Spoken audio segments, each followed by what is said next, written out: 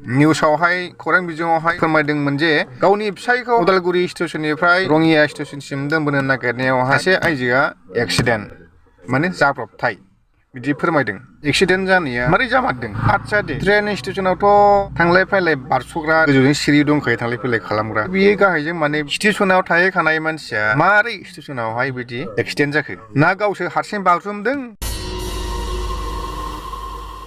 ना सोरबासो बेखौ नाख्लायदों?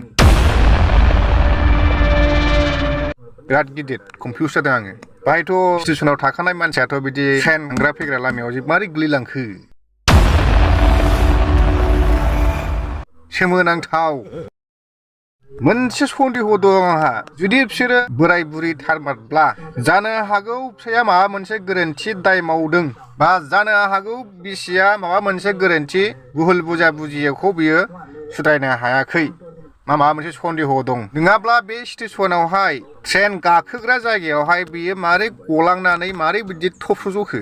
गाव बाज्रुमदों नङाब्ला बेखौ सोरबा नाख्लायदों?